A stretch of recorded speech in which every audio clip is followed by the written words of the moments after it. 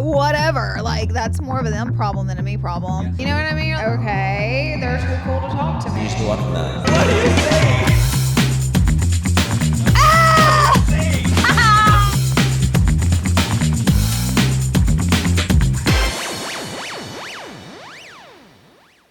Hey guys, welcome back to Full Coverage, your favorite podcast with your favorite hosts. Oh, Laura Lee and Manny MUA.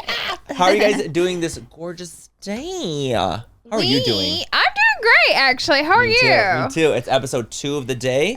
We're ready to go. We're ready to get this ball going, and I can't wait to ask you these questions. I'm ready to expose Manny MUA, but I'm ready to expose you. No! Yeah. Oh, yeah. I'm ready to expose you right now. Because some of these questions, honey. Honey, I'm ready to go. Messy, messy, messy. You know, it's nice to have a little bit of a mess. It is. It's nice because, you know, as besties that we are, we can be a little messy at And times. that's what they come here for. For the mess. For the mess. They come here for the mess, and I love it every single time. Yes, we do. But before we start, we must do the peaks and the pits. We have to. We must. You start. Okay, my peak, I finished the book. Ah! Yeah. I finished Attached, and I was proud because I haven't read a book fully through in so long. You did it quickly. And I did it pretty quick. Like, I read it. I was glad to read it. I was excited. There was parts that didn't really apply to me, so I was kind of like, okay, I moved past the if you're in a relationship right now situations. Oh, okay. I'm like, I see. Okay, I'm not gonna really read this part. Got it. But it was nice to get to know myself more and just different tools and things like that. I really feel like the book is more catered towards people who are in relationships or are actively dating someone or things like that. I feel like it's really, really meant for those people that have let's say issues in their relationships or things like that. But it was nice to just kind of get to figure out my own shit that I have going on for it. And some of the things didn't apply to me, but it was still nice to figure out, my attachment style and things like that. So now I feel like I'm going to hone in more on things that apply to me more. So what's next? I don't know. I feel like right now I might do, I heard about this one channel on YouTube actually that was dedicated to people that have avoidant attachment issues, the kind of fearful avoidant I have. So kind of doing these little tips and tricks on how to look past those. There's this thing, I forgot what it's called, where you tap parts of your body and you're saying these affirmations to really get through to your head. Because apparently there's these points that you have on your body that when you press them or hit them or activate them, it kind of helps you get past the noise in your own mind, and it really hits it better. Because there's that That's subconscious. so So cool. it's since your mind is focusing on the taps, you can really get deeper because your body's focusing on these points that you're touching. It. So I think I might get into that a little bit more. But I'm just excited the fact that I was able to read the whole book. I got through the whole thing, and it was I enjoyed it. I genuinely did. I really did enjoy the book, and it was nice to feel like I'm working on myself in a better version of myself. That's awesome. That is the best investment is yourself. Exactly. So it's so good. I'm so glad that you finished it and explored that self-development journey.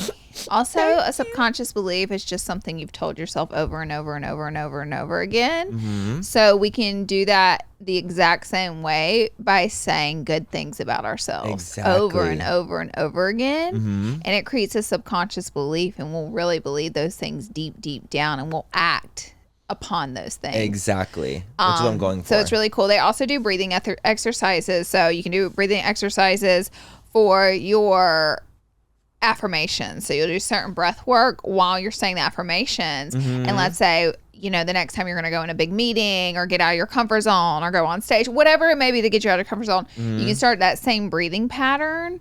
And it puts you back into that place where it kicks in the affirmations. It really opens up those subconscious. So it's really cool, all the tools that you can use to trick your brain. I love it. And that I was saying the taps, that's another tool. It's tapping to help so that your subconscious, let's say focusing on the tapping. Yeah. So that things just hit a little bit deeper because you're telling yourself things in a different way. So it's I think that's cool. I love the idea of these little tips and tricks. Who wants better sex? Me!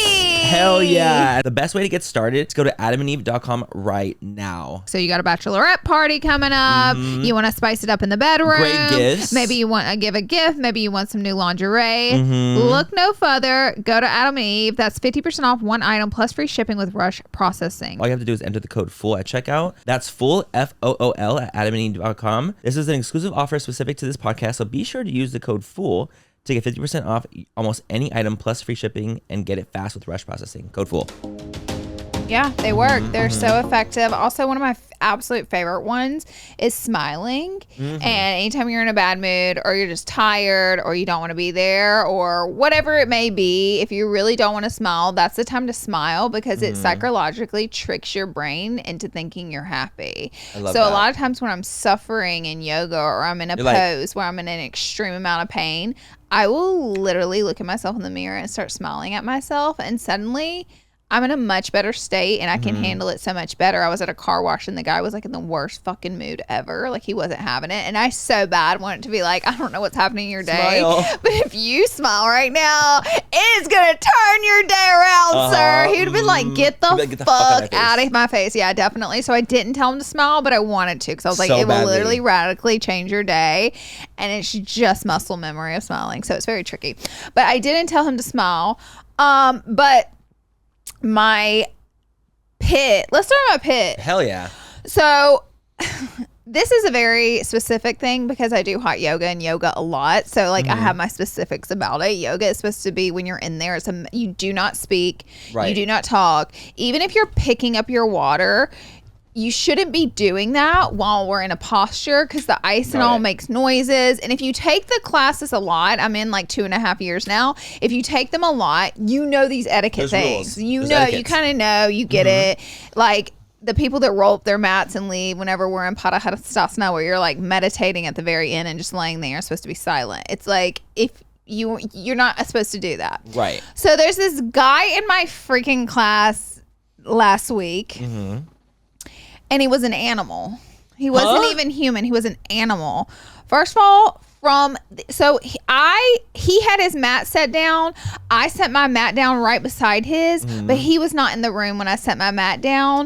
Nor do I have any idea who I'm setting my mat. You don't know the people. Yeah, you just put the mats down. He was the loudest, most obnoxious, noisiest bitch I have ever seen in a classroom. And of course I sat right next to him. And you hate the random noises. Let me tell you, from the jump of him walking into that class, he was a noisy bitch. So I was like, grunting is crazy. The grunting, the noises. And I'm telling you, I sound like the asshole here. I totally understand that unless you take these classes and you try to do what I'm doing. And like the whole point in it is to be meditative. So like, unless you're, and I could tell that the teacher, I could tell, like, she couldn't just be like, can you shut the fuck up? But I could tell she was just like, okay, let's quiet down. Yeah, let's, put a lid on it. I'm like, you, sir, you. And he wasn't even saying anything. He was just the most, It's the noises. But it was crazy. The grunts were crazy. It's like when I'm working out at the gym and someone's lifting a heavy weight, so they drop in like, oh. Okay, that. And I'm like, okay, exactly that. If I can hear you through my headphones, you're too loud. So imagine making those noises in a silent yoga studio. No, that's crazy. But again, like, have some self-awareness, you literal freak. That was. Have some self-awareness, you psychopath from hell. That was me. That was literally me in the class. I'm like, please, brute. You fucking heathen. It's out. Giving heathen. He does not. No. Okay. So I just, So that's my. I was literally like. That's a very. It got me. Pit. It's very specific. I get it. When I go in the sauna at the gym and someone's in there and like they're saying like, oh my god, how hot it is, but they're like, wow. That's what it was and like. I literally sit there and I'm like this. And my thing is, if you gotta get a couple deep breaths out, you gotta get like a hell yeah, like you gotta get that out, baby. Do it. But if it lasts for 60 minutes, get out. Get out. You're done. You tried it. Get a couple out. Sure. But the second you're trying to go like, like the entire class. I was literally like, oh my God. Also, there was a new girl in the class. And like, again, you learn these etiquette things the more you take them. You're not expected to know everything. Of course, right. She was like, does it get hotter in here? In the middle of us all being in a move. And the teacher was like, oh yeah, it was so funny. It just that made me laugh because I knew she didn't know. Right. But it was also she was asking a question. She was just asking a question. Like it was just a quick question. It cracked me up, to be honest with you. But yeah, the you basically guy wanted to be like, everyone shut the fuck up right now and just listen to the teacher. Yeah, I did want to say that. But I guess you can't ask a person not to breathe in class, so he had to be there. Did he have a sinus infection? Well, if he did, have get out. A broken septum? Like, what was going on? Right. If you don't take these classes, you'll probably think I'm an asshole, and that's fine. And that's fine too. And that's fine too. But I would also be annoyed. Sorry, I don't care. Yeah, don't care. I would be annoyed. My pit is that I have a fucking sty. Ugh, and Manny, no. I have a sty in the same spot that I always get fucking sties. Mm-hmm. I get internal sties that are on the inside of my, like, they're not on the front, like they're inside. Like if I were to go like this to you and show you, like you could see the sty on the inside. Down under. In the inner eyelid, the bottom inner eyelid. And it's always the same spot. So after this, I'm literally going to go to the urgent care across the street to be like, you know, give me some antibiotics. I've had this for a week and a half. An internal sty for a week and a half, you're going to start going crazy. I literally smoked out my lower lash line. You guys can't see. Okay, I have a smoky under eye right now with it's a like, white. What is it about this eye? Liner. I don't know. It's just like I think there's this one duct because you know how you have like eye ducts in the lower. I think one duct just gets clogged more easily, and I think it just constantly gets clogged, and then you get a sty. Do you think it's makeup, or just like in general? It could be, but the thing is, I'm pretty like I'm good with like I go with cleaning my eyes. I'm good with cleaning my face. Like I'm very about like the skincare life. Obviously, like I'm very adamant about like even when I take off I have like a antibacterial thing. I'll like wipe through my eyelashes to make sure I get like all the gunk out. But again, since it's in my you're like inner, wearing makeup. I'm wearing makeup. Like it's gonna happen regardless. But I have it in like my inner part, so I think it's just something that you can just naturally get clogged, and I'm gonna wear makeup. So you must just have like a duct that's just super sensitive. I think I just have a sensitive duct, so I can be like, I need some type of like antivirals or something to get this fucking sty to go away. Does it hurt? Yes. Oh, and I've been draining. I've been doing the hot compresses for like literally the last 8 days in a row. Damn, this one's lasted a long time. Yes, and I do the hot compresses 3 times a day. Do you get them to go away on your own, or do you have to always get? Usually I get them to go away on my own. This one has just been doing sticking, it. and I'm getting to the point where I'm starting to get so like crazy about it, where I want to stick a needle in it and just drain it. And I know I can't, and I know I shouldn't, and I'm like not going to, and that's why I'm gonna go to urgent care.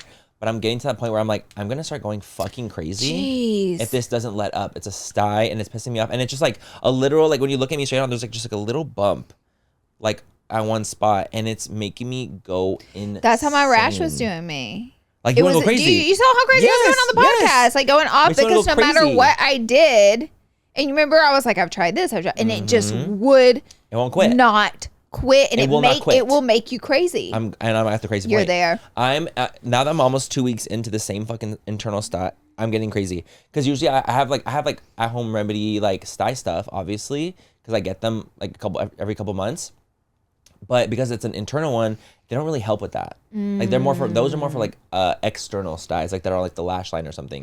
So it doesn't really help, and I'm like, give me the antibiotics. Yeah. Give me the antivirals. Time to get rid of it. Whatever the fuck I need to take. So I need to take something. Are we going to talk about you in a sleeveless shirt? Is it weird? No, it's not weird, but we have never in the history of this podcast seen your arms before. So, welcome to the gun show. Manny brought them out. So funny. I had brought this shirt to Florida to wear when we were on our trip, but there was just like not a time to wear. I was like, oh, okay, I'll wear it some other time. But I haven't worn it still, and I'm like, let me just wear it on the fucking podcast because I have the shirt. But yeah, I'm not really like an arms like show person like this. A sleeveless, but I'm trying to get more comfortable. I feel like this shirt would be cute with like a linen pant and like a sandal. Oh, that would be cute. That would be like a cute beachy outfit. Linen pants. You should have done beach and look. Sandals. You should have done. But then I literally was like, am I giving beach? Well, I'll be doing beach looks. You're right. So sometimes I should say fuck it. Yeah, you should have said fuck it. I'm not kidding you. I almost brought white pants. You should have. It would have been so cute. And I was like, wait, that's giving like literal beach attire. Well, I should have done it. A girl can dream. A girl can dream. I honestly should have because that's literally what I was thinking. And that's what I would have worn in Florida. That would have been the look. That was the whole point of my look. But yeah, no, I'm have the arms are out. I put a little tinted SPF up here so it doesn't look as pasty white. He has a farmer's tan. Because I do have a farmer's tan, so like literally don't look that fucking close. Like crazy. The clips are not get that crazy. We love the sleeves. We love the no sleeves. We love the sleeveless. Yeah, let me know because I'm trying to play We're with the sleeveless into vibes. Okay, let me know what your fucking peak is. Do you know what my peak is? I'm almost finished with Queen Charlotte. Oh, and I'm so close. I know. Because you're almost done. It's so good, dude. Isn't it fucking sick? Okay, so I mean, you told me to watch Bridgerton 100 times, and I never did because I think I watched one episode, and I was like, "This is gonna give me corn."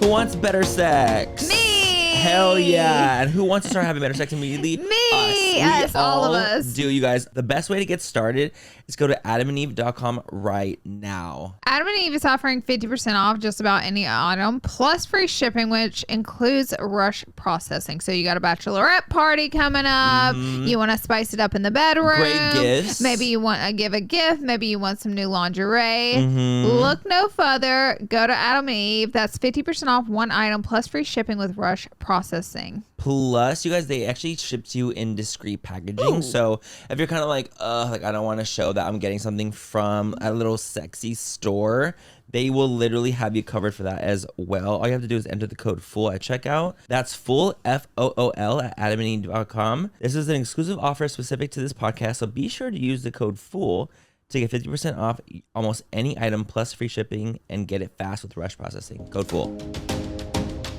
But then I was on this live sesh, it was a long time ago, and on TikTok, and everybody was like, bitch, watch it. And I was like, tell me what it's like. And everybody was like, it's not really like anything that's out. Like, it's hard to describe. They were like, yeah, they're like, it's hard. Because I was like, tell me a TV show that it's like so I can get what I'm getting into. And they're like, it's really hard to describe. So I was like, that kind of hooked me the way everybody was like, it's unique. It's its own show. Yeah. And I was like, all right, I'm going to watch it. So then I got deep in it.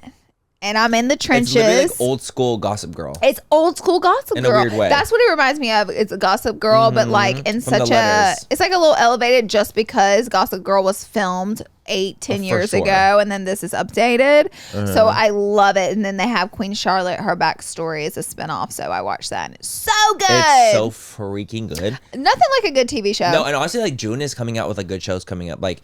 Dragon, like the House of Dragons coming back this month. First episode's an hour and a half. I can't wait. The Boys. The Boys is coming back this month. I'm so ready. I literally am like, oh my God. I got Aaron to watch Gen V. Oh. She loved it. She was obsessed. She was obsessed. Gen V is so fucking good. Gen V is so good. It's like the spinoff of The Boys on Amazon.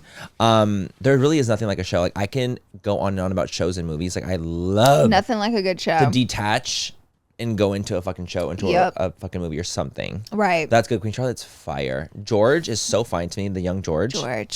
And I would risk it all for him. Oh, I know you would. I would have not ever jumped over that ledge. I would have said, this man needs to die. He's crazy. Kill him. I'm just kidding. Did they even have guns back then? No. Sure. No, right? I don't think so. I don't think at that time. Like, they have, like, carriages. That's wild. Like, how are they killing people? Yeah, a stab, maybe a guillotine even. Ooh. A little beheading. That's so crazy. A little poison, a poison ring into the drinks. A poison tooth, if you will. You took it too far. They're like this. Wait, it's very... They did that on Dune. It's very Dune. That's where I got it from. It's very a poison tooth, a poison earring. Ooh. I'm just imagining literally any poisonous thing. A poison headband. Oh. I don't even know anymore. I don't know what we're saying. We're just out of point. But anyways, you guys watch Bridgerton. They've all watched it, Laura. What are you saying? What the fuck? Laura's like, you guys should definitely watch Bridgerton. Baby. They've been watching Bridgerton. They're on season 3 now. They're on season 3. It's like done. We're fully caught up. It's like me advertising Penelope. Breaking Bad right now. No, literally, like, you guys watch. Yep. We've seen Charmed. It. We've seen it. Yeah. Yeah. We saw it all, babe. Betty, we've been seeing it. I finally watched it. No regrets. It's a fantastic show. I just like, guys should watch Bridgerton. They're like, yep. Yeah, we told you to, remember? We actually told you to do that. Yeah. We actually insisted. I'm turning into my thing. So are you caught up fully on Bridgerton then? No, because I got so invested in Queen Charlotte. Yeah. But so I have a couple of the new episodes they just released it, are the only ones I haven't seen though. So I'm close. Oh, wait. What are the new ones out yet? I don't know. On the 16th. Oh, then they're not out because it's not. So I'm completely caught up on Bridgerton. By this time they will be out, but nice. While we're filming, they're not out yet. I will be tuning in. Oh, they're so, and I love the season with Penelope. Who's your favorite on Drag Race All Stars right now? Only one. Only one. You only get one. I feel like my favorite would have to be like maybe like Mick, just like funny, did great at Snatch Game. The looks have been literally out of this world. Unreal. Incredible. Unreal. So Mick has been definitely like my go-to for Drag Race. What about you? I have to pick between Vanjie and Angeria. I know, and they're tough. They're tough. And they're tough because they're both so fucking funny. So fucking funny. And good. Like they're both good. It's like fun to watch in All Stars. As a Southern queen, I have to say Angeria. Miss Angie. Imagine if she got cut off again. That's why they keep cutting her off, because they know how good she is. Because she's pageant, looks, and funny. She has everything. It's careful. You have to be careful with those. You have to be careful with those. She's literally the full package. They will win it all. You guys should watch Drag Race also is what you all need to watch. It's really that good. shit It's on Paramount this so time. fun to watch. Yeah. And also I like that it's on Paramount because they can cuss and they can kind of say whatever they want. They can be a little more crazy. They don't have to edit it out. Yeah. Mm-hmm. I love it. Was that all the peaks and pits? That was it. That was you everything. Said everything. I said everything. You said everything you needed to say. I said everything I needed to say. I said, baby, get these motherfucking snakes out off this of motherfucking this plane. Mm-hmm. But I do have my questions written down. That's one of the dumbest, best movies ever made. Snakes on a Plane? Mm-hmm. I don't think I've ever seen Snakes on a Plane. It's so stupid. You have to watch it. It's just so Samuel L. Is there Jackson. a scene where a big snake falls from the? Yes. Okay. It's just ridiculous. Like I've seen it's that on TikTok, absolutely ridiculous. The movie is. It's like goofy, but you have to watch it. Like it's worth it. Girl, you're not gonna be shaking in the boots. I'm gonna start. Okay, what is your first question to me? What's a time that a friend has pissed you off, and not me, because I don't want to know. Keep that to yourself. That's none of my business. That is none of my business. If you're mad at me, that's none of my business. That is none of my business. Someone, and tell me like kind of what the issue was. I wanna get messy here. You know what? This actually happened recently in the last oh my god, yeah, in the last few months. Oh, I did have a mini tiff with one of my friends. Mm-hmm. We were at dinner. Okay. And we were hanging out. We were in a dinner setting with several people. I was talking to one of my friends, and I had said something that triggered this friend without like realizing that I had triggered them. Mm. So under their breath, next to me, like literally right next to me, they're like saying like kind of shady things that I just picked up on them being shady. Like I could tell. I was like, girl, you're literally little words as if you're whispering into my ear, being shady towards me, but you're doing it to the table, and no one really knows as much like the inside joke. What you mean by it? What you mean by it, but I do know. Oh. So afterwards, I called him when we left the restaurant. I was like, I'm making a mental note because I will be calling him after this. So then we left the restaurant. This is 2024, Manny. Yeah, this is literally months ago. I feel like years ago this would have slid. This would never happen. I go, so about your shade at the table. Oh! And he goes, oh! Like he was gobsmacked. Like he was like, I did not expect me to talk to him about it. Because the thing is, I was like, I had just felt that there was like this underlying tone of like just shading me. And I was like, I felt that. Is that what it's giving? And he was just like, no, it wasn't even that serious. I didn't really mean it like that. But, you know, it was just like a weird situation. So I'm like, okay, so then I want, like, if you felt some type of way, like, I want you just to tell me so that I can be like, so I can explain, or I can at least like understand like where you're coming from. Because at the end of the day, when it comes to friends and how they're feeling, if they don't express how they're feeling, how are you supposed to know how they felt? You know what I mean? And I'm the same way. Like I was like, if I feel affected, if I feel hurt by someone, I will say, hey, this hurt my feelings and this is why. Yeah. Because I always want to give people the benefit of the doubt. And I would hope that people would also give me the benefit of the doubt, because I didn't like, even if I'm never trying to hurt anyone's feelings, right? And I was like, in this moment, like I could tell that you were shading me based off of something else. Right. And I was like, I didn't know about that something else. So this is like why we need to have this conversation, because I'm not going to have you shade me at the table in front of people. Passive you know what aggressive. I mean? And be passive. That's what it was. And be passive aggressive towards me when I had no idea what was even going on. You know, that pissed me off. So I told him, and we completely squashed it. It was great. Lovely. And it was so nonchalant, and we just like kind of kikied, and it was completely fine. But yeah, it was just something I remember I noticed, and I was like, I need to be more. And that was like, it's times like that where I'm like, I feel like I need to be more communicative, because I didn't want to let it slide because I don't want anything also a friend of mine to build and fester and be like pissing them off. And then to be pissing them off because I was like, girl, the last thing I would ever want is to piss you off. Yeah. Like there's nothing I would ever want to piss a friend off. So I feel like for me, what was the question?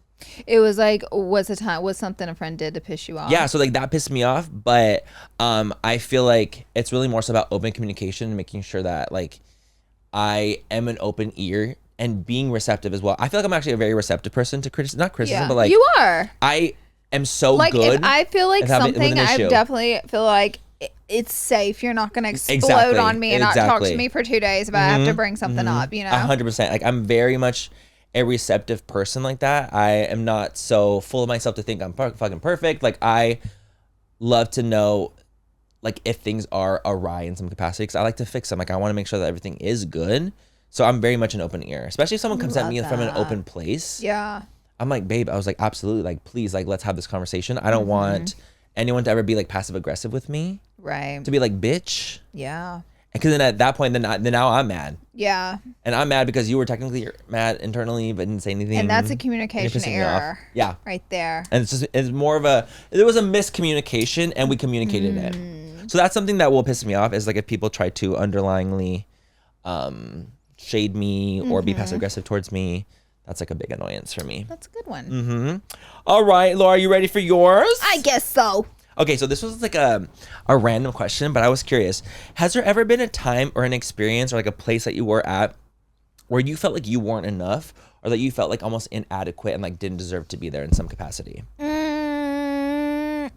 Definitely. I mean, in general, moving to LA from Alabama, like I was so out of the loop on all the isms and all the things that go on out here. So I think that as a whole, but I specifically remember like the start of brand trips was fine because the first few I went on were like smaller brand trips with a lot of people and friends I knew. But I remember going on the Bora Tart brand trip specifically. That was the first time I was ever invited on a Tart trip, and everybody else had gone on multiple Tart trips to like Turks and Caicos, Hawaii. I wasn't on those trips.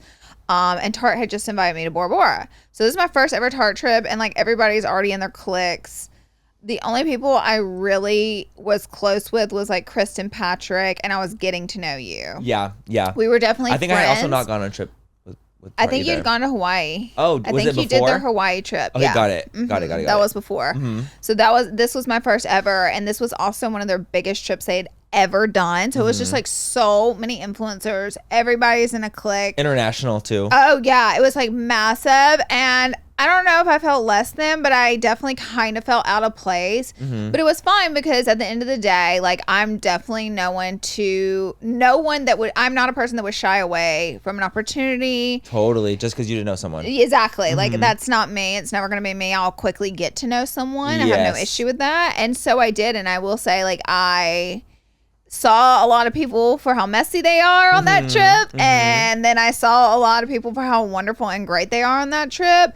And I made a lot of friends on that trip. So it turned out to be a really success. But I would just say in general, like being a tiny fish in a tiny pond to being a tiny fish in a big pond, like the girlies out there will definitely make you feel less than. And it's just a feeling on you, to be honest with you. You can point fingers and blame and be like, they were stuck up and da-da-da. But really, it's all about you and like how you want to take that in and perceive that. And yeah, sure, it made me feel down at the first few times, but then I was just like, I just realized that's how these people are, and like there's so many great people here. Yes, and then you just move on. Yeah, you just move on. You know what I mean? You're like, okay, they're too cool to talk to me. Absolutely. Whatever. Like that's more of a them problem than a me problem. Yeah, so then you just move on from that. You just move on. But I mean, yeah, the feeling was definitely there. I will say, like, it's been a minute since I have felt like in this industry, like coming to like an event or something, you just kind of been around the block for 10 years now, so times have changed so much. But I actually try not to leave my house that much anyways. That trip had a lot of drama, I'm not gonna lie. It did. It really did. That trip had a lot of drama. I remember getting into like a literal blowout match on that trip. I don't remember that. On the phone. I was on the phone. Got it. It wasn't in person. Do I know about this? You do know about it. I just don't remember. Yes, but it was something that like the trip had activated this call, and it's a call I made from the trip. And the trip out, the trip made me have to make this call and be like, bitch, what's going on? My God. Okay. Yeah, it was just like, honestly, that trip was just like, it was great. I had the most amazing time on the trip, but it was definitely like, oh my God. I remember seeing like so many influencers like blacked out drunk. Oh yeah. And I was like, I hadn't really experienced that because to me, this was always business. And work. And I was like, oh, and it's kind of like the brand, not that they were encouraging people to get blacked out, but they were definitely encouraging drinking. I was like, I don't think they give a fuck. No, because they want to drink too. They do. They're like, bitch. They want to like kiki. They want to have fun. They want to like, for them, it's like work, but it's also fun. Like, it's like us, like brand trips, like they're work, but they're supposed to be fun. Like, it's fun work. It's fun work.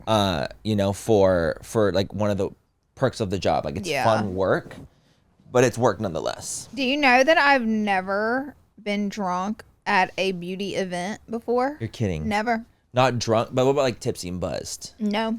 Really? On a brand trip, I've been tipsy and buzzed. I've never been drunk. And I've never been like piss face drunk. No. Okay? Oh my God. I can like, I feel like I've definitely been tipsy and buzzed on I've right. In your whole like my friendship of you. Yeah. Right. But like I've never been even tipsy at a function and then like an event. I for sure have been tipsy or buzzed, but I've never been like piss drunk. Never. No, I've never seen you like that. I'm not comfortable around people that I'm not super close with, and like those trips tend to involve like a lot of different people and like networking, and like I'm just not interested in getting drunk with those people. You have to know me well, you know. For sure. I mean, at the end of the day, it's like you want to feel, if you're gonna get fucked up, you want to be comfortable. I want to be with my close friends, comfy around people that like will take care of you if you do get fucked up with you, or like they just like wouldn't judge you on things that you do while you're fucked up and don't care. Yeah. So it's like I think that makes that plays a huge part in it too. Yes. When you want to feel comfortable, you want to feel comfortable in that drunk ass bitch ass setting. Let me ask you a question. Give it to me. Let me get in here. Give it to me. Okay, this is a random question, but maybe it's just to get you to go on about the thoughts of your brand. Have you ever thought about closing Lunar Beauty? Like, have you ever thought about an end time for Lunar Beauty? Or is there not an end time? Right. You know, I feel like I've never thought about it like closing, but there's definitely been times where I've been like really overwhelmed with work and I've been like, fuck, I want to take a step back. Like, I want to like pause, collect myself, and then like do more launches when I feel like I'm in a better headspace. There's definitely been times like that where I've felt like, fuck, can I just like take a quick break? Like, yeah, especially with life and like work life balance, but then having a brand, being a CEO. There's so much that goes into it, and trying to like do everything and wear all these hats that you do as a CEO can be really overwhelming and can be really, really hard. And it sometimes feels like the weight of the entire world is like on your shoulders, even though I know technically it's not, but it can feel like that. It really especially can. Like it can feel like, let's say everyone's depending on you for this one thing, or like, you know, everyone's depending on you for this. And like you get this like weird, like you feel like you're carrying the weight of the world on your shoulders, when it's like the reality is you have the responsibility for a lot of people. Absolutely. You know, it's like also like I work with my parents, like I want to make sure that they're okay and like they, you know, are doing their thing, and I want to make sure like I'm doing the best that I can for them and for my family and people I take care of and things like that, where I'm like, I want to make sure everything is great. But then it's also like I'm focusing on that, then I'm focusing on like all the stuff I do for Manny MUA and like all my own content, with like even like doing sponsored content. Like that takes a lot of time and a lot of just work goes into that. And then also now we have a podcast, and then on top of that, we, you know, trying to have a normal social life, like, which is also very hard now, especially as I'm like diving into my own self, realizing I have these like attachment style issues. It makes sense. I'm like, I'm running a rat race in like all these aspects of my life. So of course I'm not going to feel like I have time for like a partner, or like don't want a partner, because I'm like, I'm just taking away from all the other things that I'm already doing. And I put myself on a really high standard. Like, I feel like I have a high sense of self with those things. Yeah. You know? So it's like, it's hard to move away from that. So there's definitely been times I've thought about like just pausing, but definitely never like closing the doors, because I love it so much. And it would be nice to have like, honestly, maybe in the future getting like bought out or like something like that. I think that'd be really cool. Like, you should put that on your mood board. Yeah, mood board. It's definitely like being vision, my 10-year plan of like getting the brand to a spot where an investor would come in and be like, yo, we want to actually acquire 51% of the company and pay you out this money, and then we work together on Cody. it. Baby Cody, hit me up. Where y'all at, Lower? Yeah. LVMH, Elf. whatever y'all want, whatever you guys want. I think that'd be really cool in like my 10-year plan to get lunar to be something that would be cool enough. I mean, it's already sickening, but like it is. The like, it's hard. It's just different. It's just like, behind the scenes logistics. It's logistics. It's hard. It's like so hard to like even think of having someone else come in to your vision and be like having hands in that too. That's hard. That's hard for me to even grasp because I am such a like very strong with what I want. So it's like it would be nice, but I toy with it and I tether all the time.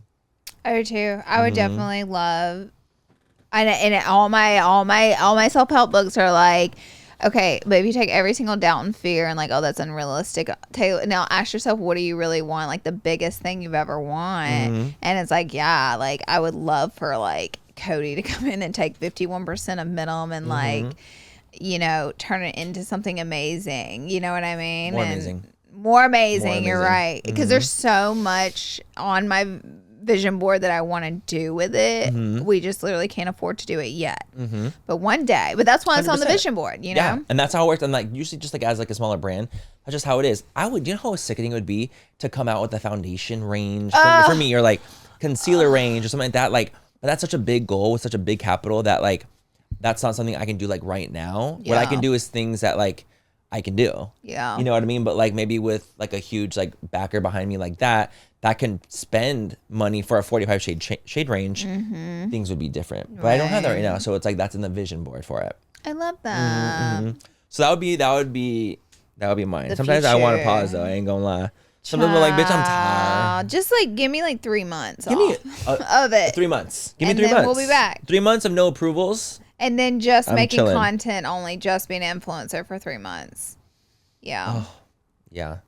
Okay, what do brands do that piss you off? Like, what's something a brand can do that will literally send you into orbit that you're like, bitch, fuck you, I'm never gonna work with you again? Like working with brands. Yeah, like working with brands. Like what can they do? Yeah, and like in a work capacity, not just like what can a brand do to piss you off? Like, no, like specifically to you. Okay. To you. I have something, and it really relates to the PR that works for the brand, like the PR people they hire that work for the brand. Mostly. So that's the brand. It's the brand. So it's the brand, right? It's who they rep. Like the reps are the brand. So they're the brand. So in LA, brands like to throw how many events? Gazillion. About a gazillion. There's like so many. They know that this city is infested with influencers. It's an infestation. It's a good thing. Okay. So all the events are here. But what has happened is there's literally too many events. And so no one is showing up to the events. The events are getting, unless you have like a name like Rihanna, people are going to turn out for. Totally. You know, celebrity, they're going to turn out for, but all the in-betweens, the events are pretty high and dry. Right. So what PR people like to do is what we influencers call dangle the carrot. They like to promise you an empty promise that was never real, so you'll come to their event, which then makes them look good at their job to their bosses because they got this pull, but they lied to you to get it. And I think they're just thinking, bitch, we can get people here. Yeah, and so they're like, I'm going to lie, I'm going to make up shit, I'm going to dangle the carrot, and they do it all the time with influencers, and it pisses me off. Just be honest. Be honest. Like, you don't have to say you're going to partner with me to come to an event. Invite me. If I want to go and it's the right fit for me and it makes sense, I'll go. Totally. If I don't lie to me to get me there. You know what I mean? And that's going to double piss you off and you're never going to want to work with the brand again. Correct. Or even like support. The thing is, correct. Like, I will not support because it's like if there's a lie in there, we have a problem now. Like you pissed me off. And we didn't have a problem before. Because you didn't lie to me. This I feel like actually just happened to me. I just messaged you this on Monday. Yesterday. This literally, I'm so gagged right now because this bitch. The amount of times this shit happens. And it happens a lot, but like this one just happened to me and it really pissed me off because they fucking tried me so fiercely and I cannot even begin. I'm not gonna get into detail because this is like ongoing. I'm just not gonna do it. It's an ongoing thing. I'm working with the brand. But they dangled the carrot. They tried me so much in this like one email. They tried to make something seem that it was one way when it was not that way whatsoever. And trying to get me to bring people to an event that had nothing to do with me, but they tried to make it seem like it was about me. it was a very strange thing. And I was like, this doesn't feel right. This feels very strange. And I don't like it. So it's something that happens very, very often. And it's something you just have to be kind of mindful of and aware of. You do. And you have to just be like conscious to be like, okay, are you They like, will say do you want to work with me anything. for real? No. Also, like if you want to go just to like a formal relationship, a lot of times relationships happen and you can work with a brand because you've had a relationship. Hell yes, do that. Just be aware of when a brand can be actively taking advantage of you with things like this where they try to I literally go to purposefully events dingle your carrot all the time and I'm promised nothing. Because and you're just going because I want to go and it's a great fit. But you know, like the people at yeah, the brand exactly. Too. I do this. I'm literally going to the event. We're going to an event on Thursday. Yeah, and we like it's 'em. just a text like, hey, you want to stop by? I'm having an event, babe. Yeah, sure. You know what I mean? And there's no deceptiveness in it. I can get down with that. But like whenever you start to throw lies in there to get people to show up, I have a problem with that. I think it's dishonest. I think it's wrong. I agree. Is it my turn or your turn? It's your turn. All right, let me get Could it. not agree more, Laura Lee. Laura Lean. Well, how much? Okay, this is a juicy question. How And you much? do have to answer. I was like, what's up? Is there a punishment if I don't want to answer? No, there's no punishment. You just have to answer. Like, you're so sick. How much did you make like monthly from your Morphe affiliate code? Oh, wait, not like now? No, then. But like back in the heyday. in the In the glory Morphe- the days glory of days. Morphe. The glorious days of Morphe. oh my God, can I even Tell say us. this? Probably not, but you should. I feel like I would make like a lot. I mean, Say. all of us were making a lot. It's not just me, but I would make like, let's say I think like you were the only one. You're so stupid. It would be like 60K a month. 60. Like Let's see. Hold 60,000. on. Hold on. Let's see how much that might be a year. During that I time do? when it was like the code days, the big pushes with Morphe days, 720,000 a year. A year. If you're averaging 60 a month. It was like, and that was when, again, like it was all about codes. Like this is the time I wasn't taking sponsors. I wasn't doing anything. It was just Yes, like it was all I about was a the code. girly, and I genuinely loved Morphe. I loved working with them. I loved Linda and Chris. Like for me, it was just a genuine friendship and collaboration. But also, I was making a lot of money with the brand. So not only did I love the brand, I was making money from the brand, and I loved the products that the brand was offering. If you were making 60,000 a month and you were getting 10% of your earnings on your sales, that means you were selling around $600,000 of their product per month. Yeah, because if I'm making 60,000, I'm earning 10 to 15%. They're earning 600,000. So clearly, like people are buying a lot of their stuff using my code, and I'm promoting them. They're using my code because they want to use it.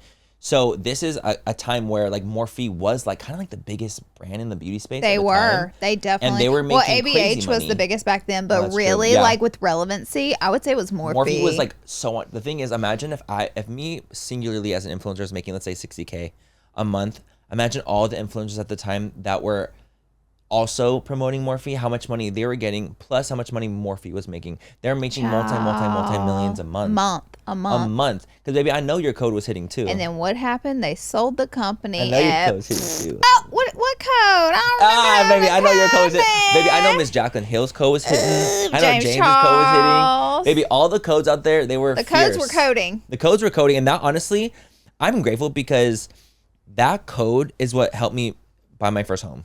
I same. Like that was how I was able to actually Same. move I out to bought Los my home in Angeles. 2018, and also I appreciate all the people that use my code when you could have used so many different influencers' code. I like really Absolutely. appreciate that you guys chose to use my code. Like that really means something to me, and I'm saying that like 6 years later. Like I Literally. appreciate that people chose my code. 8 years later. This is 8 years later, by the way. 8 This years is in later. 2016, 8 years 2017 time. later. So this is literally Because like 7, they 8 could have years ago. typed in almost any influencer's name at the time and just used that, and like I'm so appreciative to my audience who supported me in that way. Same. And I was able to grow and be successful and get a home. And Like get a I was home. able, like the fact that with one code, I was able to like become like an entrepreneur in a way. Like Yeah. how cool that I was able to do that, and that was like with the help of my audience as well. And it was such a crazy time. That was just like such a literal whirlwind. And you know, 10%, like they're all like, you know, the people using the code, they get 10% off too. So it was literally like this like revolving door of like, you get money off, I gain that 10% that you got off, I got. Yeah. In a way, you know what Yeah. I mean? So it's like, it was such a crazy time. There was so much money. back then, just in the beauty space in general. It was absolutely insane. But from just the code alone, yeah, like $60K a month. 60,000. That's insane. That is insane. Now looking back, absolutely hey baby, let me tell you something. Times ain't like that with them. Affiliations ain't the same.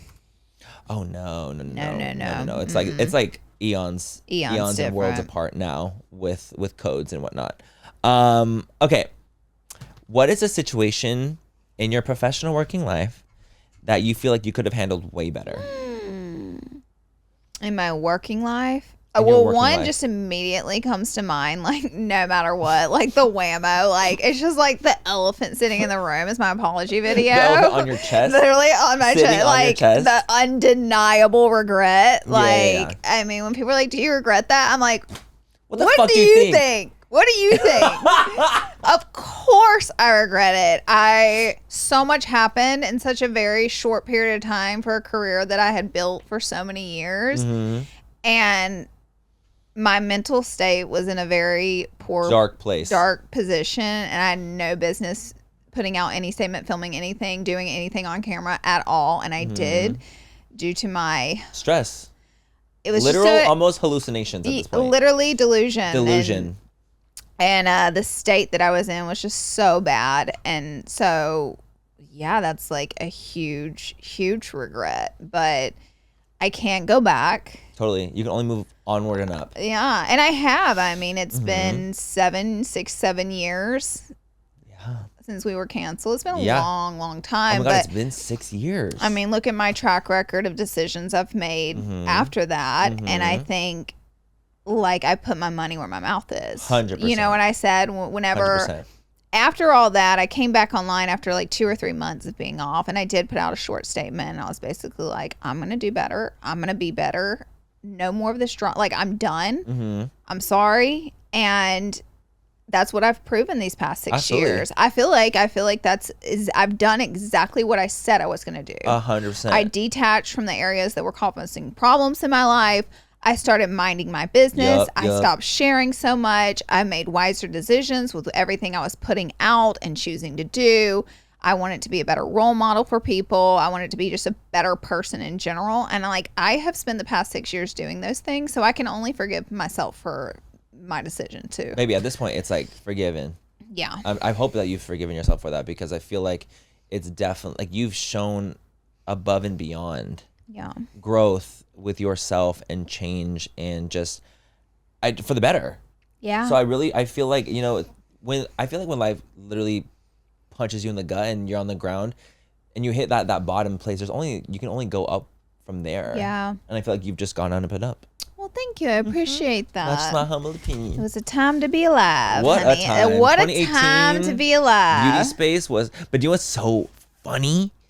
Is that, do you ever see comments or videos that, or like, do you ever get tagged in things that are like, God, I miss 2017, 2018, 2016 literally, makeup. Everybody's Bora. Like, guys, Every the drama, week. you had to be there. It was different. It hit different. You had our drama. You had Sisters drama. You had Jacqueline Lipstick's drama. I mean, Nikki Tutorials. But again, that drama, it hit different. It hit different because it wasn't so dark and twisted and intense and crazy and like all these different things. And it's like, I think that's why people like, it was almost like popcorn they drama. Were popcorning up, popcorn like David Dobrik almost killing someone. Different. That's different. That's not the same. See, the drama's different. Yes, or like potentially essaying someone. Yes, like, see, that's not different. The same. That's different. This was literally like he said, she said almost. And these vibes. are like, little mistakes, big mistakes. It was literally Housewives of Beauty. It was Housewives of Beauty. At the time. It was Housewives of Beauty.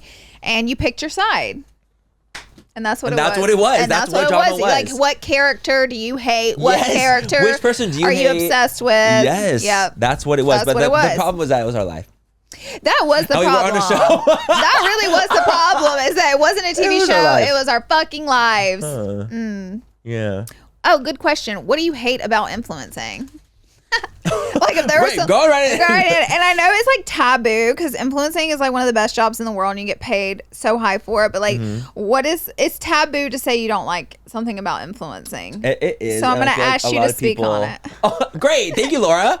Remember when Michaela, the video was old, but she was like, I've worked It's 5:00. And I'm barely getting off. Like, you try influencing. Like, that was like a viral That was meme. iconic. That was iconic. At this See, point, that's it's the popcorn iconic. drama. That's popcorn. Also, they dug up an old video. They acted like she had said that like that was yesterday. That was old. Like, hella time ago. That was old. That was not even the time. But it's so funny because, again, that like there is that thing of like, if you're an influencer, it's technically an easy job, and it is a blessed job, and it truly is the best job I've ever had, and all the jobs I've had. But the thing is, I've worked those other jobs. Like, I've worked in food service, I've worked at retail, like, I've done all those things.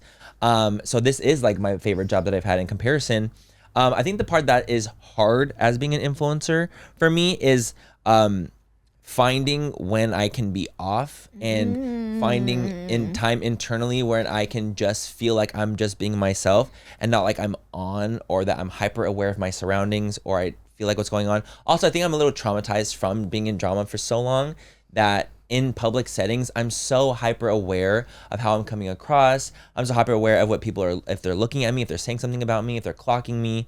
Like, I'm so like conscious of all these things, and I wish at times I could just kind of turn it off and be like working in a different capacity of like being off.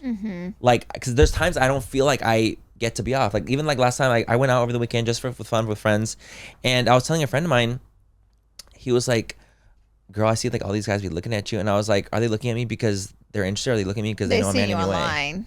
Like, I have this hard time separating that thing, because the thing is, the second I feel like they're looking at me because I'm Manny away, they're like like, I'll see groups of guys and they all look at me and they're like, they're whispering to each other. So I'm like, are you guys like talking about me like on like a video you saw of me, or are you talking about me because like you're interested in me? And like, you never know. I get this like weird like sense of foot in, foot out. I think that part for me is been a part that's like harder to navigate. Again, still a blessed, amazing job, but it's just like trying to figure out. That's why I even like have my Manny Moon account, like my own personal account. Like, I try to separate like my online presence from every aspect of like my real world. Like, I don't want them to be all integrated all the time. And I think that can be a little hard.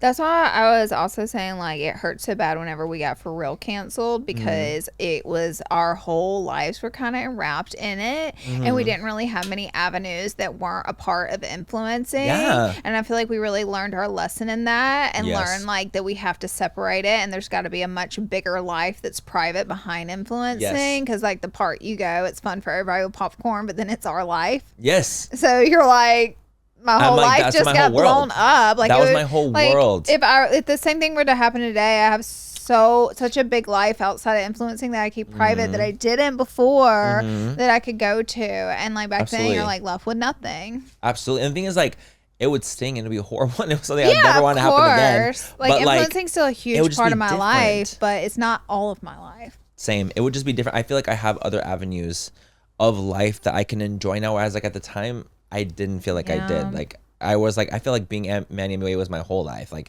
that's all I ever did. That's all I ever focused on was work, and being this like and work and being Manny Way, and like so focused on just like that one thing, and not really caring about like my real life as much. Like, just kind of letting it fall to the wayside, because I was like, well, like, I'm slaying, like I have to keep doing this because I'm obviously doing so good. But then you kind of lose yourself in the sauce.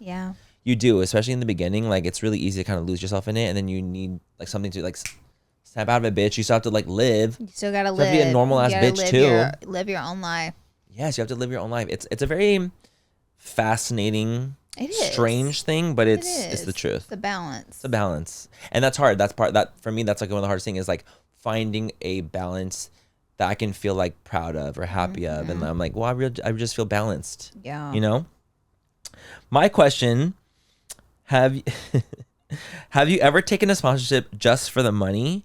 I can't even read my writing. Or worked with like a brand that you didn't like just for the coin?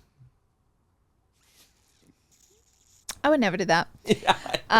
No, I have not. I've actually turned down a massive brand deal, which I called you about because I didn't want to work. I've turned down like I remember this.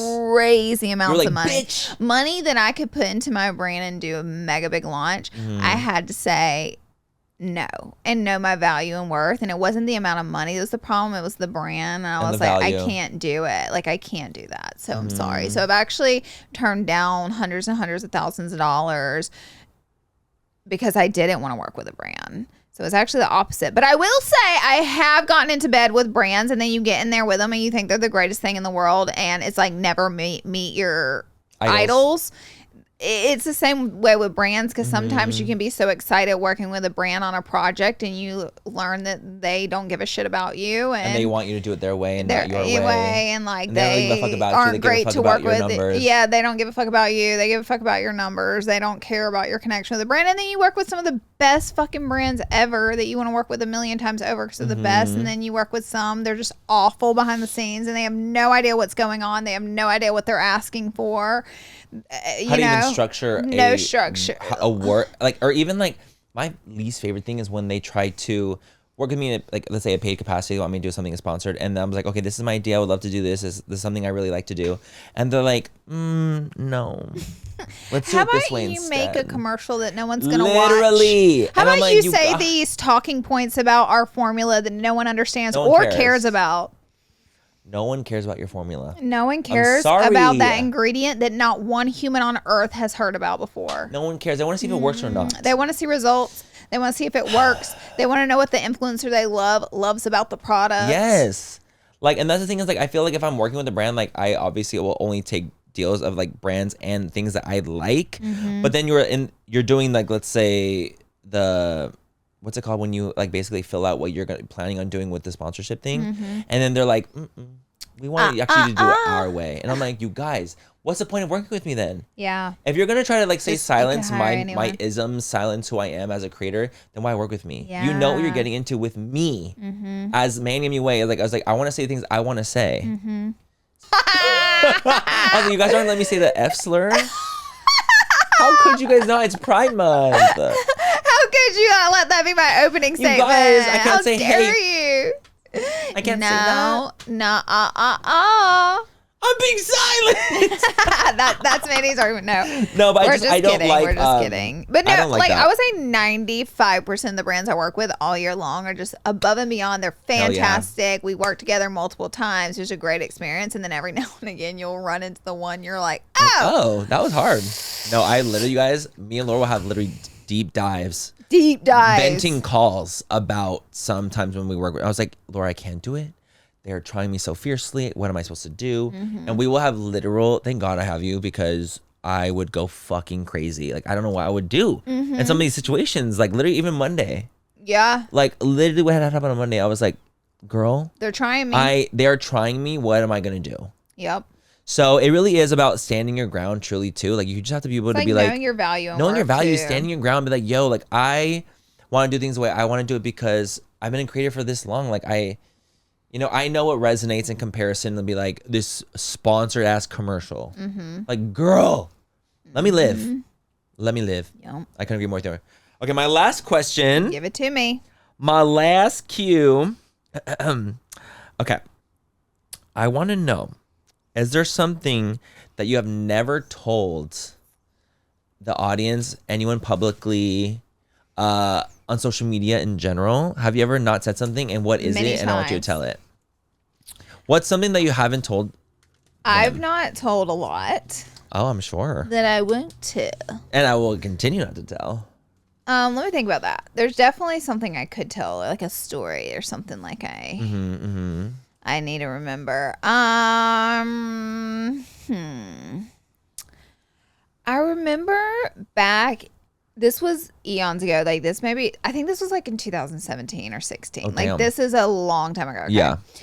But I remember a TV show was pitched for the beauty gurus of Los Angeles. And a lot of your main beauty gurus were going to be a part of the show. But first we had to film the pilot, and they'll film the pilot, and then they'll take that pilot, edit it together, and send it off to networks to see if there are any buyers for the show. So a lot of times people I think E was already the buyer. It was E. Okay, so we were shooting the pilot, and I got played a little bit by the producer, and it kind of blew the whole show up, and the show ended. So the producer asked me to have a meeting with an influencer on the show. We're mic'd up. We're going to go in. I'm cool with this influencer. Great. They asked me to ask a specific question, but in my head, I didn't think much of the question. I thought the question was to lead into the next story for the next, because it's like, on Housewives, how it's like they'll film this segment with like Garcelle and Dorit have a little argument, and then they'll go to Kyle and Sutton for their segment. I thought my segment was to set them up for the next segment. Gotcha. So I asked the question, and the influencer freaked the fuck out, and the producer knew that they were going to freak out.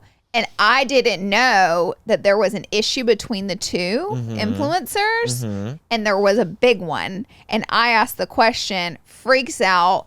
We walk out into the parking lot because this influencer's freaking out. The influencer's going the fuck off on me, and I just look at them and I'm like, you're mic'd up right now, and everything you're saying to me is gonna be put on the show. So then this person stops talking completely. We take our mics off, and I try to like talk to this person to understand like what the issue was that I'm missing here. I knew these two people weren't best friends, but I didn't know there was like an ongoing beef. I didn't know that. And the question wasn't crazy, by the way. No, right. It's just the person didn't want this question on TV, and I didn't know that. The producer knew that. Got it. So after that, we all pretty much decided, if this is how this is going to work, this is our livelihood, this is how we make a living, y'all cannot blow up our lives for us, we're out on the show. Every single one of us dropped out of the show, and there was no show. I think what happened too, there was a couple different instances, because like they would film, like on Housewives, like in pairs. Yes. And they had tried to play that game a bit. Multiple times. And I think it was just like, okay, clearly this show is to get us to all fucking hate each other, and you guys are coming in way too hot for a pilot. Like, sure, there could be little spats, but the producers did not do a good job. They were totally snakes in the tank, and it was just like way too aggressive. Immediately. Like for the pilot. So, yeah, we didn't film the show. I remember because I was one of the ones that was filming with it. You were one of the ones filming the show. I remember that because I was also. Do you remember what the question was I asked? I don't remember. Do you? Yeah. You're kidding. Oh, I remember, because when the person freaked out, I was like, ah! I don't remember. I was like, oh my God, I didn't know. You're like, well, shit. Fuck me. Well, one, I was kind of annoyed because I was like, why the fuck wouldn't you just play it off? And then after we're done filming, hey, don't bring up this, and this. 100%. That simple. Done with it. 100%. Won't bring it up again. 100%. Great. Do you think maybe the influencer was trying to give for the show? Oh, no, because they try to get off the show and filming immediately and try to go out in the parking lot. But I'm like, you're mic'd up. Like you're still going in. You're still filming. They try to get like out of filming. Yeah, like they're following you outside to the parking lot, basically. They were like, no, I can't do the show anymore. I don't remember the question. You have to ask me after. Yeah. Or you have to tell me Well, when after. I tell you the question, you're still not going to understand why the person would be upset about it, because it wasn't a crazy question at all. They just, I don't know. It was like their own personal thing. It was their own little personal underlying thing. Like the question wasn't a crazy question. It was a very normal question. Diva. Yeah, it was diva. But anyways, everything happens for a reason. And honestly, to this day, since the show never happened, like maybe that's a good thing. And maybe I'm glad I asked the question. Maybe we all were able to come to a consensus like, hey, this isn't for us. And if it wasn't for that, maybe we wouldn't have known. Although people were already onto it. They were already like, they're being snaky. Yeah. Yeah. So, yeah. Okay. Your turn. Actually, for the last question, I would like to ask you the same question. I would like to just. What was it? What I asked again? What is something you've never told the internet? Like something that they don't know. Something I have not told the internet. Something they don't know. I feel like I'm quite open online. You are. And I have told There's got to be something in there. There's definitely something in the vault, of course. You know what's funny? Like this, actually, we just had this conversation on Friday. But I was telling like my friends, we were doing a drag race night, and I was telling them, I was like, I think, and I genuinely think this, I think that my vitiligo came on after I got my BBL, and my BBL actually activated the vitiligo in my body. So because we were talking about this. Yes, so vitiligo can be a dormant thing in your genes. Yep. And something can activate it, like a trauma to the body 100%. Can activate it. And I did not have vitiligo before I got a BBL. After getting a BBL, and by the way, I got BBL is vitiligo. a major surgery, guys. I was under for 7 hours. I was under for a long time. I did not know you were under for that long. 7 hours. Oh my God. Mind you, this happened like 8 years ago now. And I have had vitiligo for that long. Do you know BBL is one of the most dangerous surgeries now you I do. Get? I know, back then you I did. had It no was idea. so long ago. Back then I really just wanted the lipo, and then they're like, do you want to like put it in your cheeks? And I was like, sure, might as well. It's already there. Might as well fucking do it. So people die from BBLs all the time. They literally die. Yeah, now they're fucking way more aware. People talk about it now, but back then, no, it wasn't. It was not like a thing. People were not talking about that back then 8 years ago, you know? But what I noticed is that one of the areas of my tubes, because I had like the tubes that after you get it, like you have a tube that's in you for like a couple days, and like it's your draining if tubes. You do regular lipo, do they do tubes? You don't know. They can. Yeah. They absolutely can, because it's really just about draining out all the excess liquid that's in your body. So the tube was in. When the tube came out and it was like starting to scar up, I noticed like a white patch forming around the tube, and I didn't really think anything. I just thought it was a scar. It's healed up. It's it was my first white patch. So then I noticed from then on, my vitiligo started to grow in other areas. Oh my gosh! And I was like, how weird. But that realization did not come to me till years and years and years and years later. Like I had no idea that I could have that my surgery was could have such a activated trauma to the body. Yes, that it activated the my autoimmune. fucking dormant autoimmune disease of vitiligo, and now I have vitiligo, and I genuinely think that it was because of my BBL. I could 100%. I worked with vitiligo a lot when I worked for dermatology, and that was a known fact about it, that it can lie dormant, and that a traumatic experience to your body, like let's say you get in a bad car wreck or have a bad injury, any traumatic experience, there are much further things that like vitiligo's one, but there are like so many tons of autoimmune things diseases that lie dormant, and that traumatic experiences like surgeries can bring on and even or activate on. Yes, and it's like I didn't know, like you could not have anything your whole life, and then something crazy can happen, and your body will literally be like, you have eczema now. Yep. Like it'll just activate something in you because you already had it, but that jolt is like and made it activate in your body. So I think that going under, I do you know what's so interesting? So you know warts, you freeze them off. Oh yeah. So like I even had a wart when I was little and got it frozen off, but I never understood the freezing of it. Like what is that? Why are we I assume we just freeze it and it like the piece of wart just kind of falls off. Right. That's not what we're doing. You're creating, so a wart is a virus in your body that your immune system is not registering. Right. It's not noticing it, and that's why it's there. When you cause an injury to that area, your immune system goes there to heal it. While your immune system's trying to heal the frozenness, it goes, oh wait, there's something here, and then it attacks the wart.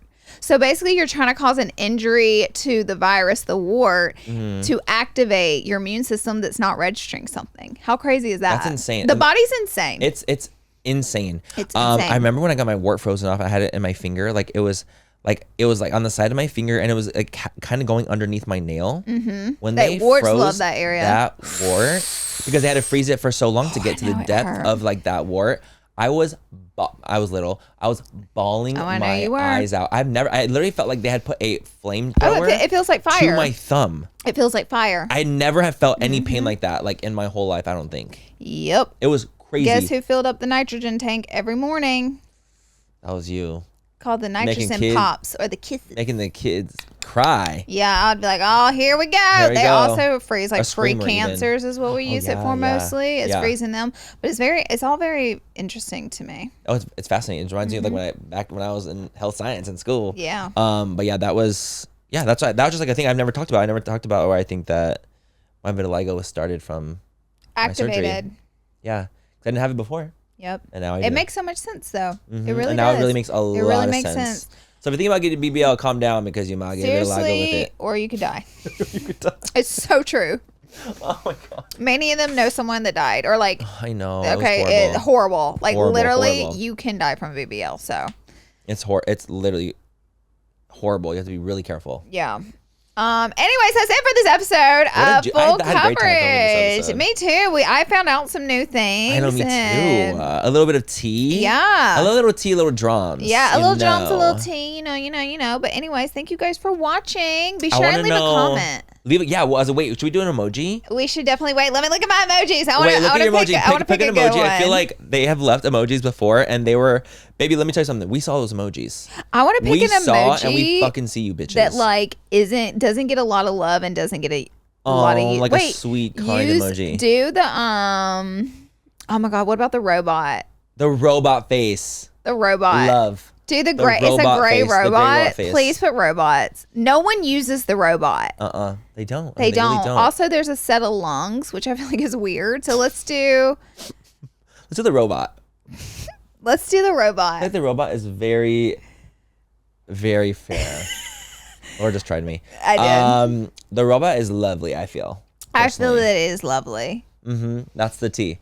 But thank you guys so much. And we do see the comments. That shit is so sickening. I'm like, the full fam is really out here. They are out here. I see you. We see you guys. We love you guys, and we'll see you guys in our next episode. Bye. Bye, guys.